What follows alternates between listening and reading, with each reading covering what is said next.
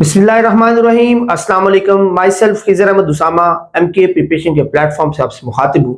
Student, आज के session में हम डिस्कस करने जा रहे हैं हाइपरलिंक्स के बारे में। हाइपरलिंक्स क्या होते हैं, इनकी टाइप्स क्या है और इनको किस तरह HTML जो प्रोग्राम लैंग्वेज है उसके अंदर लिखा जाता है और ये किस तरह लिंक करती हैं, वो सारी चीज़ें हम डिटेल में डिस्कस करेंगे। तो सबसे पहले तो हम बात कर लेते हैं हाइपरलिंक की। Hyperlink is a world wide comprises of hyperlink linking trillions of pages and files to one another, which mean hyperlink जो है ये एक ऐसा लिंक होता है जो वेब पेजेस को आपस में लिंक करता है।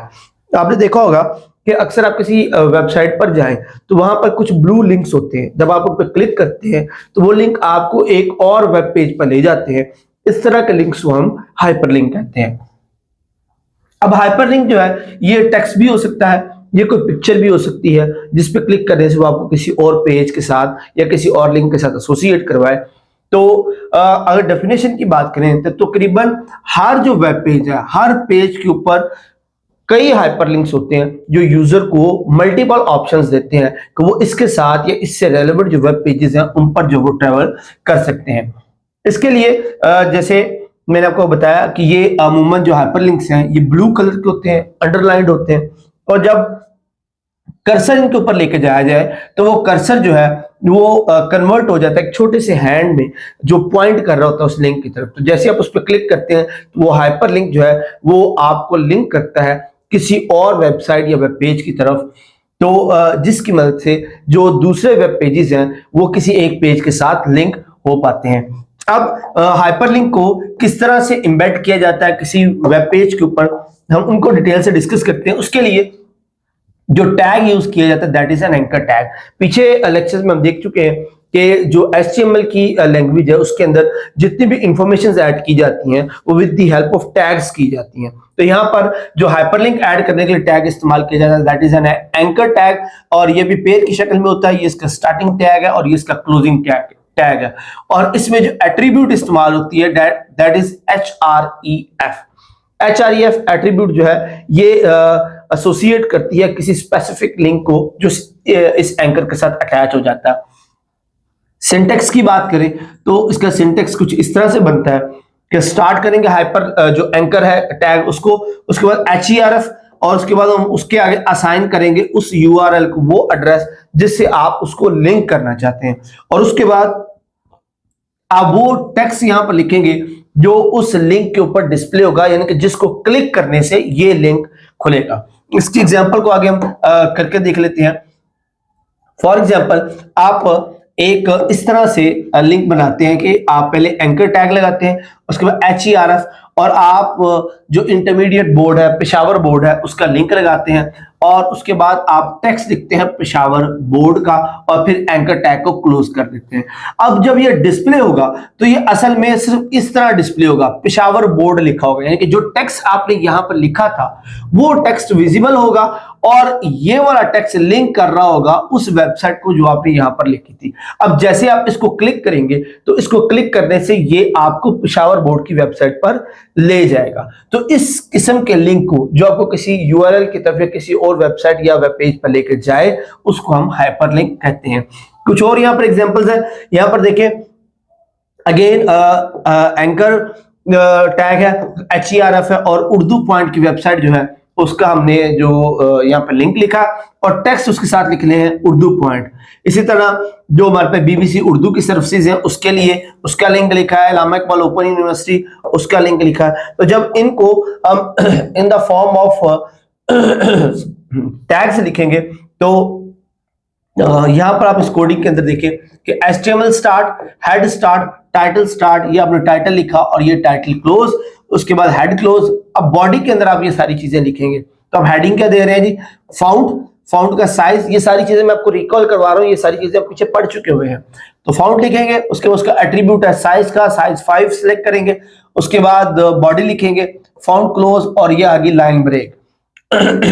उसके बाद आप एंकर पॉइंट जो एंकर टैग है वो लगाएंगे, href, और उसके बाद इक्वल्स का साइन लगा के आपने ये EduVision की जो वेबसाइट है उसका लिंक लिखा, उसके बाद एंकर टैग को क्लोज किया, और एड्यूविजन वो टेक्स्ट देखा जो आप विजिबल करवाना चाहते हैं, फिर एंकर टैग क्लोज हुआ और लाइन ब्रेक आ गई। इसी तरह आप अगेन एंकर टैग को यूज करते हुए पेशावर बोर्ड उसका जो है वो टेक्स्ट आ गया। इस तरह उसके बाद आप ओपन यूनिवर्सिटी का वेबसाइट और उसका टेक्स्ट, और इस तरह न्यूज इंफॉर्मेशन के लिए ये उर्दू पॉइंट उसका टेक्स्ट, उसके बाद बीबीसी उसका टेक्स्ट और जंग न्यूज और उसका टेक्स्ट। मतलब ये है कि आपने एंकर टैग को इस्तेमाल करते हुए जो डिफरेंट जो वेबसाइट्स हैं उनके लिंक्स, यूआरएल और उसके साथ उनके जो टैग्स है वो लिख दिए।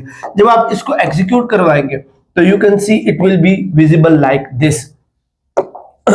ये अब आपने बगैर एंकर पॉइंट के लिखा था, ये एज ए टेक्स्ट विजिबल हो गया, उसका साइज वो आ गया जो आपने रिकमेंड। अब ये थे नीचे आपके हाइपरलिंक्स। तो अब देखिए एड्यूविजन पे जब आप क्लिक करेंगे तो ये आपको उस यूआरएल पे ले जाएगा जो इसके पीछे लिंक है एड्यूविजन की। इस पेशावर बोर्ड ये भी एक हाइपरलिंक, इनका ब्लू कलर का नजर आ रहे हैं अंडरलाइन है। जब आप इसके ऊपर कर्सर लेके जाएंगे तो वो कर्सर आपको इंडिकेट करेगा कि इस पे क्लिक करने से ये आपको उस वेबसाइट की तरफ ले जाएगा। अच्छा जी, अब जो हाइपरलिंक है वेब पेज के अंदर उसको कैसे क्रिएट किया जाता है वैसे एग्जांपल्स दे दिए, डिटेल इसके बाद वो दे रहे हैं। तो एंकर को क्रिएट करने के लिए जो इसका सिंटैक्स है वो इस तरह से होगा, यानी कि आप एंकर के अंदर आप जो उसका एंकर टैग है वो लिखेंगे, उसके बाद उसका नाम लिखेंगे जो आप एंकर बनाना चाह रहे हैं, उसके बाद उसका लेबल लगाएंगे, उसके बाद एंकर जो है उसको क्लोज कर देंगे। तो उसके बाद अब एंकर क्रिएट हो गया। अब एंकर क्रिएट करने के बाद अब आप इस एंकर को एसोसिएट करेंगे विद द लिंक। अब ये दो हिस्सों में हो रहा है, जब पीछे हमने जो काम किया ये दो हिस्सों में हो रहा है। पहले आप एक एंकर क्रिएट करते हैं कि आप उस लिंक को कहां लगाना चाह रहे हैं, और फिर उस एंकर के साथ आप उस लिंक को एसोसिएट करवाते हैं जिसको आप इस एंकर के साथ खोलना चाह रहे हैं। तो एंकर क्रिएट करने का सिंटैक्स ये है, और उसके बाद जो लिंक है उसको आप कुछ इस तरह से डिस्प्ले करवाएंगे, जैसे ये आपका एंकर टैग आ गया, फिर HERF हैशटैग लेबल। अच्छा, ये हैशटैग लेबल का भी एक कमाल है। अब ये जो लिंक हम जनरेट कर रहे हैं विद हैशटैग, पीछे वाला जो हमने एंकर पॉइंट और लिंक देखा था वो आपको लेके जा रहा था किसी दूसरे वेब पेज की तरफ, बट अभी जो हम एंकर बना रहे हैं ये आपको विद इन द पेज जो है वो हाइपरलिंक बनाने की जो फैसिलिटी देता है कि विद इन द पेज आप किसी लिंक को लिंक करना चाह रहे हैं तो उसको हम इसके साथ बनाएंगे। अब अदर्स के लिए हम बगैर हैश के लेबल लिखते थे, डायरेक्ट लेबल लिखते थे।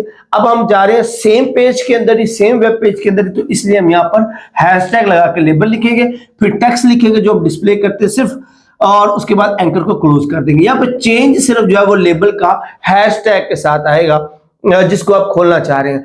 अब ये तभी खुलेगा जब इसका एंकर पहले से जनरेट हुआ होगा। तो इसको आप इस तरह से सिंटैक्स बना सकते हैं। इसमें जो पहला हिस्सा है ये आपको ओपनिंग एंकर टैग है, जो इसका ये दूसरा हिस्सा है ये वो लिंक है जिसको आप उसको लिंक करना चाह रहे हैं, तीसरा हिस्सा इसका वो एंकर टेक्स्ट है, और लास्ट में आप इसको एंकर को क्लोज करते हैं। तो विद इन द पेज अगर आप एंकर बनाना चाह रहे हैं, हाइपरलिंक बनाना चाह रहे हैं, तो उसके लिए आपको लेबल के साथ हैश टैग जो है वो लगाना पड़ेगा। अच्छा जी, अब आप फॉर एग्जांपल आप किसी चैप्टर 7 पर, कोई आपने चैप्टर 7 लिखा हुआ है उस पेज के ऊपर, आप उस तक जाना चाह रहे हैं, तो उसके लिए आप क्या करेंगे, एंकर नेम और आगे यूनिट 7 और फिर आप उसको क्लोज कर देंगे। तो ये आपको लीड करेगा जहां पर आपने यूनिट 7 जो है वो लिखा होगा। मिसाल के तौर पर ये हमारा एक पेज है, इस पेज को हमने डेवलप किया है। अब इस पेज के अंदर जो है वो हम काम करें। अब इसके अंदर हम क्या कर रहे हैं जी, HTML स्टार्ट किया, हेड स्टार्ट किया, टाइटल लगा दिया, head close, body close, body start की। अब सबसे पहले हमने फाउंड इस्तेमाल किया, हेडिंग दे दिया टाइप्स ऑफ कंप्यूटर की, फाउंड क्लोज और ब्रेक, लाइन ब्रेक आ गई। अब उसके बाद अब हम एंकर्स बनाने जा रहे हैं। अब 3 एंकर्स बना रहे हैं। पहला anchor HERF hashtag micro computer, ये हमारा पहला एंकर और उसका टेक्स्ट हमने क्या लिखना है, माइक्रो कंप्यूटर और एंकर क्लोज। दूसरा एंकर हमने क्या बनाया, HERF हैशटैग मिनी कंप्यूटर, ये उसका टेक्स्ट आ गया, एंकर क्लोज। तीसरा हमने एंकर बनाया HERF हैशटैग मेन फ्रेम, और उसके बाद ये उसका टेक्स्ट और एंकर क्लोज। अब ये हमारे वो एंकर्स बन गए हैं जो वेब पेज के ऊपर हमें 3 डिफरेंट नजर आएंगे। अब हम इसके लिए क्लिक पॉइंट यानी कि वो बटन बनाना चाह रहे हैं जिनको क्लिक करें तो हम डायरेक्ट इस एंकर पर पहुंच जाए। उसके लिए हम क्या करेंगे, एंकर वाला टैग नेम वाला एट्रीब्यूट इस्तेमाल करेंगे और आगे वो टाइटल लिखेंगे जो हमने एंकर में लिखा, क्योंकि जब हम इस टाइटल पे क्लिक करेंगे तो हमें इस एंकर तक लेके जाएगा। वो टाइटल लिख दिया, एंकर क्लोज कर दिया, फिर उसके बाद उसका टेक्स्ट आ गया और उसके बाद उसकी वो बॉडी आ गई जो आप उस एंकर के साथ एसोसिएट करना चाहते हैं। इस तरह दूसरे एंकर नेम और उसकी बॉडी, तीसरा एंकर नेम और उसकी बॉडी। अब जब हम इसको एग्जीक्यूट करवाएंगे तो ये हमारे पास कुछ इस तरह से नजर आएगा। Types of computer, micro, mini. अब ये वो 3 एंकर्स थे जो हमने स्टार्ट में बनाए थे। अब जैसे ही फर्ज करें मैं माइक्रो कंप्यूटर को क्लिक करूंगा, यहां पर ये हमें इसी पेज के अंदर जहां पे माइक्रो कंप्यूटर लिखा वहां पर ले जाएगा। मेन फ्रेम पे क्लिक करूंगा तो ये इसी पेज के अंदर जहां पे मेन फ्रेम वाला स्टार्ट हो रहा है वो उसी पेज के अंदर ही आपको उसके अंदर ले जाएगा। तो स्टूडेंट्स, डिफरेंस यही है कि अगर आप हाइपरलिंक बना रहे हैं किसी दूसरी वेबसाइट का तो आप सिंपली यूआरएल देंगे, टैग बना के उसको वहां पर लगा देंगे। बट अगर आप विद इन द पेज कोई एंकर लगाना चाह रहे हैं, within the page hyperlink बनाना चाह रहे हैं, तो उसके लिए पहले आपको एंकर बनाना पड़ेगा जो हैशटैग के साथ बनाएंगे और फिर उसके बाद आप उसको हाइपरलिंक जनरेट करेंगे उस टाइटल के साथ, जिस टाइटल के साथ आपने उसका एंकर बनाया होगा। तो इस तरीके से आप जो हाइपरलिंक है वो with in the web page और आउटसाइड द वेब पेज जो है वो डेवलप कर सकते हैं। अब हम आ जाते हैं जी ग्राफिकल हाइपरलिंक में। एज वी ऑल नो, जो ग्राफिक्स होते हैं वो आई कैचिंग होते हैं, ज्यादा दिखने में अच्छे होते हैं, कलर्स उसमें जो है वो यूज हुए होते हैं और ज्यादा एक्सप्लेनिंग होते हैं, इसलिए ये ज्यादा अपीलिंग होता है कि वेबसाइट के ऊपर जो हाइपरलिंक्स है वो इमेज या ग्राफिकल बेस्ड हो, यानी कि इमेज को क्लिक करने से वो इमेज जो है किसी दूसरे लिंक की तरफ जो हमें लीड करे। तो इसलिए जो ग्राफिकल हाइपरलिंक है उसको बनाने के लिए जो सिंटैक्स इस्तेमाल किया जाता है उसके अंदर हम इमेज को ऐड करते हैं। जैसे हमने पिछले लेक्चर में देखा था कि जिस तरह इमेज को हम ऐड करते हैं अपने यूआरएल वेब पेज के अंदर, बिल्कुल वही एट्रीब्यूट इस्तेमाल करते हुए हम हाइपरलिंक के अंदर भी इमेज को ऐड करेंगे। उसके लिए जो टेक्स्ट बनता है, जो सिंटैक्स बनता है, दैट इज, ये देखिए जी, सबसे पहले हम वही एंकर टैग इस्तेमाल करेंगे HERF और यहां पे लिखेंगे वो URL जिसके साथ आप उसको लिंक करना चाहते हैं। अब इसके लिंकिंग के लिए हम यहां पर टेक्स्ट लिखा करते थे कि जिस टेक्स्ट के साथ ये लिंक एसोसिएट हो। अब चूंकि हम इमेज ऐड करना चाह रहे हैं तो यहां पर अब हम इमेज ऐड करेंगे, तो उसके लिए हम इमेज वाला टैग इस्तेमाल करेंगे, इमेज SCR का एट्रीब्यूट और यहां पे name of the image file और इमेज का जो टैग क्लोज और आखिर में एंकर का टैग क्लोज। तो इस तरह से ये जो URL है ये एसोसिएट हो जाएगी इस इमेज के साथ जो हमने यहां पर प्लेस की होगी।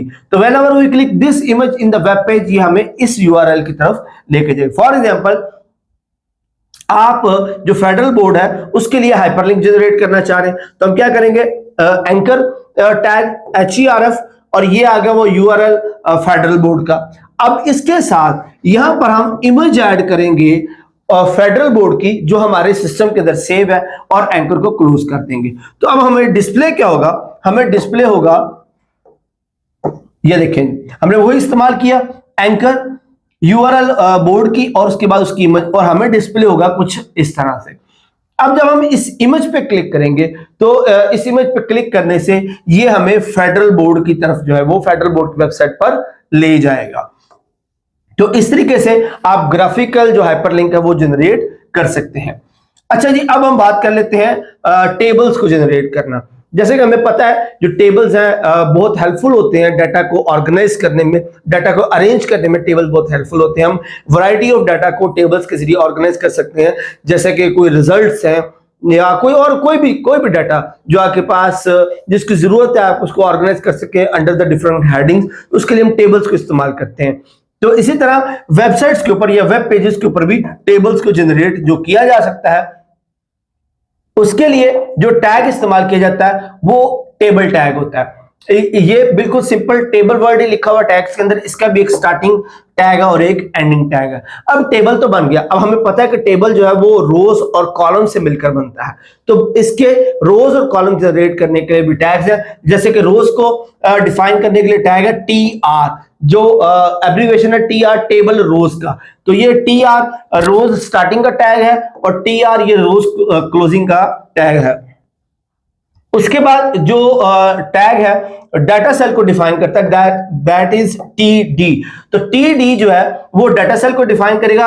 हर टेबल के अंदर जो कॉलम है ईच रो का, उसको हम डाटा सेल कहते हैं, जिसके अंदर आप टेक्स्ट, इमेज, फोटोग्राफ कुछ भी जो है वो अरेंज कर सकते हैं। तो इस तरह हम रोज और कॉलम्स बनाकर एक जो टेबल है उसको ऐड कर सकते हैं। ये एक टेबल की एग्जांपल है, हम इसको वन बाय वन डिस्कस करते हैं कि इसके अंदर क्या क्या चीजें शामिल है। स्टार्ट करते हैं जी पहली हेडिंग से, कि सबसे पहले हमने टेबल की हेडिंग लगा दी। उसके बाद अब हम टेबल को फॉर्मेट करना भी सीखेंगे, टेबल को फॉर्मेटिंग भी करेंगे। जैसा कि यहाँ पे देखिए जो टेबल का टैग इस्तेमाल हो रहा है, ये हमने पीछे भी डिस्कस किया था कि अगर आप फाउंड के अंदर चेंजेस करना चाहते हैं तो फाउंड के टैग के अंदर ही उसके एट्रीब्यूट्स यूज करेंगे। इस तरह अगर आप ग्राफिक जो पिक्चर है उसके अंदर को चेंजेस करना चाह रहे हैं तो आप वो जो इमेज है उसके टैग्स के अंदर ही वो चेंजेस लेके आएंगे। इस तरह अगर हम टेबल को फॉर्मेट करना चाह रहे हैं तो इसकी फॉर्मेटिंग के सारे ऑप्शन जो है वो हम टेबल टैग के अंदर ही करेंगे। तो यहाँ पे देखें ये टेबल का टैग आ गया, फिर हम उसको बॉर्डर देना चाह रहे हैं तो border is equal to 1। Cell spacing, cell spacing कहते हैं कि दो सेल्स के दरमियान जो स्पेस होती है उसको सेल स्पेसिंग कहते हैं, उसको हमने कर दिया 3। उसके बाद सेल पैडिंग, सेल पैडिंग कहते हैं कि एक सेल के अंदर सेल की वॉल से जो टेक्स्ट हम उसके अंदर पेस्ट कर रहे हैं वो सेल की वॉल से कितना दूर होगा, उसको सेल पैडिंग कहते हैं। वो हमने 8 पिक्सल जो है वो सिलेक्ट कर दिया। जब हम इसको एंटर करेंगे तो ये टेबल की फॉर्मेटिंग जो है वो उसको फिट करेगा। लेकिन अब हम टेबल की ये हमारा टेबल जो है वो जनरेट हो गया। अब हमने टेबल को फॉर्मेट भी कर लिया। अब हम टेबल की रोज और टेबल के कॉलम जो है वो डिफाइन करेंगे। तो सबसे पहले बात कर लेते हैं टेबल की रोज को। तो हम टैग इस्तेमाल करेंगे TR, और TR टेबल की रो जो है वो स्टार्ट हो जाती है। अब उस टेबल की रो को हम फॉर्मेट कर रहे हैं TD, column span 4, alignment centre, यानी कि इसके अंदर जो हम कॉलम बना रहे हैं उसका स्पैन जो है 4 होगा, उसकी अलाइनमेंट सेंटर होगी। आप इसको लेफ्ट या राइट अलाइनमेंट भी कर सकते हैं, स्पैन को कम या ज्यादा भी कर सकते हैं। और उसके बाद ये आपके पास हमें पता है ये बी टैग जो बोल्ड के लिए इस्तेमाल होता है। फाइनल एग्जामिनेशन उसका टाइटल आ गया और ये आएगा सेंटर में, और उसके बाद बोल्ड का जो है टैग क्लोज हो गया, TD का टैग क्लोज हो गया, और ये पहली रो जो है उसका टैग क्लोज होगा। तो ये हमारी पहली टाइटल रो आ गई जिसमें हमने लिख दिया है फाइनल एग्जामिनेशन। अच्छा जी, अभी हमारी पहली रो आ गई। अब उसके बाद हम चलते हैं जनाब अगली रो की तरफ। अब अगली रो में हम क्या चाहते हैं, हमने TR लिखा, नेक्स्ट रो स्टार्ट होगी। अब पहली रो का जो पहला जो कॉलम है, पहला जो सेल, उसमें हम क्या लिख रहे हैं, TD serial number, TD close. दूसरा column TD date, column close. तीसरा जी क्लास 10, कॉलम क्लोज, और ये वाली रो भी क्लोज।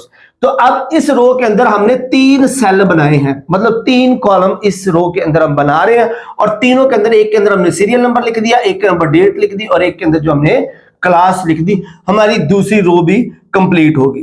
अब आ जाए जी तीसरी रो की तरफ। अब तीसरी रो में हम क्या कर रहे हैं जी, तीसरी रो ली, उसमें हमने क्या किया कि पहला सेल TD दिया, उसमें लिखा जी 1। उसके दूसरे सेल में हमने लिखी जी डेट, तीसरे सेल में हमने लिख दिया जी मैथ, और ये तीसरी रो भी कंप्लीट। इसी तरह हम चौथी, पांचवी, छठी रो बनाएंगे। रिजल्ट हमारे पास देखिए क्या निकला। ये जो हमने पहली रो बनाई थी उसके अंदर हमने फाइनल एग्जामिनेशन लिखा था, उसकी अलाइनमेंट हमने क्या की थी, सेंटर्ड।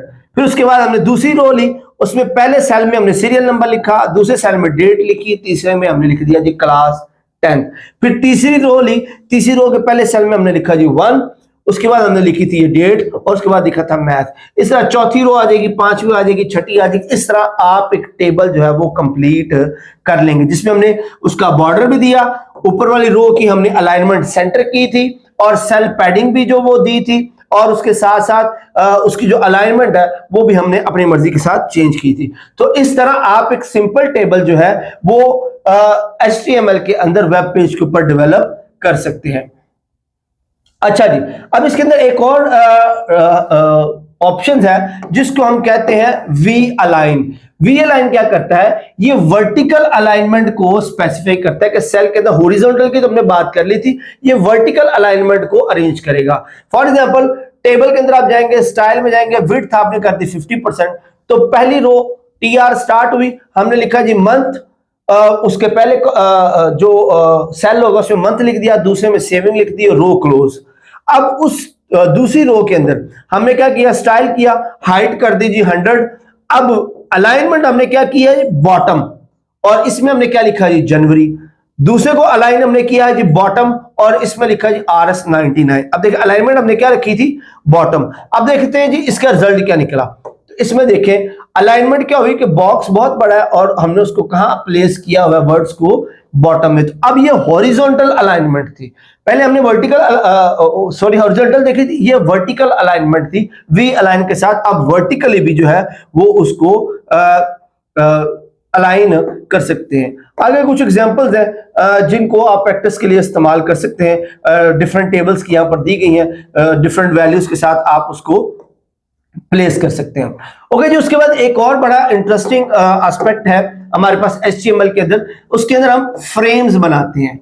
फ्रेम्स क्या होते हैं जी, अब ब्राउजर विंडो के अंदर आप एक ब्राउजर के अंदर आपने देखा होगा कि जो टेक्स्ट है या उसके अंदर जो इंफॉर्मेशन है वो डिफरेंट फ्रेम्स के अंदर, डिफरेंट बॉक्सेस के अंदर जो है वो विजिबल होती हैं। उन बॉक्सेस को जो हम वो फ्रेम्स कहते हैं, वो एक फ्रेम होती है। हर सेक्शन जो आप उसमें बनाते हैं वो एक सेपरेट फ्रेम के तौर पर HTML में लोड होता है, और जो कलेक्शन ऑफ फ्रेम होती है उसको हम फ्रेम सेट कहते हैं। अब उस विंडोज को, जो विंडो में नजर आ रही होती है वेब ब्राउजर की, उसको हम जितने फ्रेम्स में डिवाइड करना चाहें कर सकते हैं, और उसको ऑर्गेनाइज कर सकते हैं in the form of rose and column. हम उसको वर्टिकली भी डिवाइड कर सकते हैं और हॉरिजॉन्टली भी डिवाइड कर सकते हैं। इसको कैसे करते हैं उसको वन बाय वन देखते हैं। सबसे पहले तो हम डेफिनेशन देख लेते हैं फ्रेम की। A frame is a small rectangular window और pane within a browser window.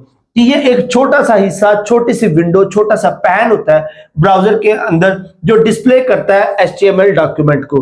अब अगर हम एक ब्राउजर को एक से ज्यादा फ्रेम में डिवाइड कर दें, विच मीन कि हर फ्रेम के अंदर हम एक इंडिविजुअल HTML कोड जो है वो उसको रन कर सकते हैं। अगर हम फ्रेम नहीं बनाएंगे तो पूरे ब्राउजर पर एक ही कोड चलेगा, बट अगर हम फ्रेम्स बना दें तो हर ब्राउजर के लिए हम एक डिफरेंट जो HTML कोड है वो रन कर सकते हैं। और इन्हीं फ्रेम्स का जो सेट होता है, अच्छा, और फ्रेम के लिए जो टैग इस्तेमाल होता है दैट इज फ्रेम टैग, और ये भी स्टार्टिंग और क्लोजिंग टैग होता है। उसके बाद फ्रेम सेट है, तो फ्रेम सेट उन तमाम जो फ्रेम्स की जो कलेक्शन होती है उसको हम फ्रेम सेट कहते हैं, और इसका टैग फ्रेम सेट कहलाता है।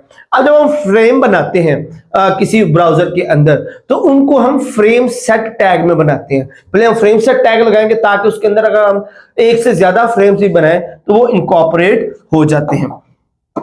अब इसको हम बनाएंगे कैसे, हम स्टार्ट लेते हैं जी फ्रेम सेट से। हम फ्रेम सेट जो है वो डिफाइन करते हैं। उसके बाद हम डिफाइन करेंगे कि आप उन फ्रेम्स को कैसे डिवाइड करना चाह रहे हैं, रोज की फॉर्म में, यानी कि इस तरह, यानी कि ये आपके पास विंडो है, आप उनको कॉलम्स की फॉर्म में डिवाइड करना चाह रहे हैं या रोज की। फॉर एग्जांपल आप इस तरह फ्रेम्स बनाते हैं, तो विच मीन आपने पूरी विंडो के ये 3 फ्रेम बना दिए in the form of columns. तो आप यहाँ पे COLS एट्रीब्यूट इस्तेमाल करेंगे, विच मीन्स कि आप इनको कॉलम वाइज डिवाइड करना चाह रहे हैं। अब अगला सवाल ये है कि इनकी विड्थ, इनकी स्पेसिंग आप कितना देना चाह रहे हैं। तो उसके बाद आप डिफाइन करेंगे 30 30 40, यानी कि जो पहला कॉलम होगा वो 30% लेगा पूरी स्पेस की, दूसरा कॉलम जो है वो 30% लेगा पूरी स्पेस की, और आखिरी कॉलम जो है वो 40% लेगा पूरी स्पेस की। तो इस हिसाब से जो हमारे पास पूरी विंडो का फ्रेम बनेगा, तो पहले दो 30% वाले होंगे और लास्ट वाला जो है वो 40% का होगा, और इस एट्रीब्यूट की वजह से ये फ्रेम कॉलम वाइज जो है वो बनेंगे। अच्छा, इस तरह कॉलम वाइज आपने किया तो आप इन्हीं को रो वाइज भी कर सकते हैं, यानी कि ये आपके पास विंडो है और आप उनको इस तरह से डिवाइड कर दें, ये आपकी रो वाइज एट्रीब्यूट्स हैं। इसके लिए आप रो एट्रीब्यूट इस्तेमाल करें, जैसे कि इसके अंदर आपने 50-50 लिया हुआ, विच मीन कि पूरी विंडो को आप 2 बराबर हिस्सों में इन द फॉर्म ऑफ रोज जो है वो डिवाइड कर सकते हैं। तो इस तरह फ्रेम जो है वो डेवलप कर सकते हैं।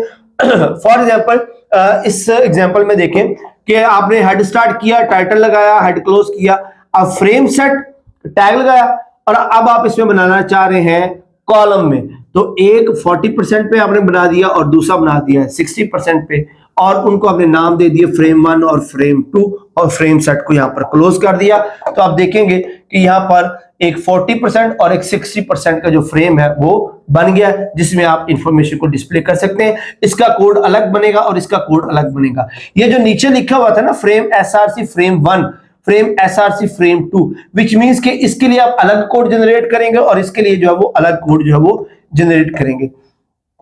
एक और एग्जांपल देख लें, यहां पर भी देखिए अब रोज की सूरत में 50-50 पे डिवाइड किया हुआ है, दो फ्रेम्स बनाए हुए, तो आप देखें कि ये रोज की फॉर्म में जो पूरी स्क्रीन थी उसको दो हिस्सों में डिवाइड कर दिया गया। तो इस तरह से आप जो एक ब्राउजर है उसको रोज या कॉलम्स में डिवाइड करके अलग अलग जो कोड्स है वो रन कर सकते हैं। तो यहाँ पर हमारा जो चैप्टर है वो खत्म हो जाता है। कुछ प्रैक्टिस एमसीक्यूज हैं वो हम यहाँ पर अटेम्प्ट कर लेते हैं। पहला क्वेश्चन है जी, internet address which identifies a website is called, कि वो एड्रेस जो एक वेबसाइट को आइडेंटिफाई करता है, that is a URL. A collection of web pages hosted on a web server is called, तो जो वेब पेजेस का जो कलेक्शन होता है हम उसको वेबसाइट कहते हैं। ओके जी, फर्दर मूव करते हैं जी। हमारे पास नेक्स्ट है जी, which language is use for creating web page, कौन सी लैंग्वेज जो है वेब पेज क्रिएट करने के लिए इस्तेमाल होती है, तो HTML वो वेबसाइट है जो इस्तेमाल की जाती है वेब पेजेस को क्रिएट करने के लिए। टेक्स्ट और image in a web page that link to another web page, यानी कि वो टेक्स्ट या इमेज जो किसी दूसरे वेब पेज के साथ लिंक करे उसको हम हाइपरलिंक कहते हैं। ओके जी, नेक्स्ट मूव करते हैं जी। हमारे पास अगला सवाल है कि which of the following refers to uploading a web page to web server, other जिसको अदर जो है एक्सेस कर सके, कौन सा इसमें जो है वो वेब पेजेस को सर्वर तक अपलोड करने का नाम है, तो that is a web hosting. Web hosting में हम ये काम करते हैं। So that's it for the session. Hopefully ये सेशन जो है आपके लिए बड़ा मुफीद रहा होगा। अगर आपके ज़हन में कोई सवाल हो तो आप कमेंट सेक्शन में पूछ सकते हैं, और अगर आप हमारे पेड लेक्चर सेशंस या पेड हमारी टेस्ट सीरीज को ज्वाइन करना चाहते हैं या किसी भी जॉब की प्रिपरेशन के लिए आप वन पेपर को लेक्चरर की, सब्जेक्ट स्पेशलिस्ट की, SSCs की, किसी भी जॉब की प्रिपरेशन करना चाहते हैं, तो MK प्रिपरेशन के जो सेशंस हैं उनको आप डिस्क्रिप्शन में दिए गए नंबर्स पर कांटेक्ट करके ज्वाइन कर सकते हैं। नेक्स्ट सेशन तक के लिए अपना बहुत सारा ख्याल रखिएगा। अल्लाह हाफिज।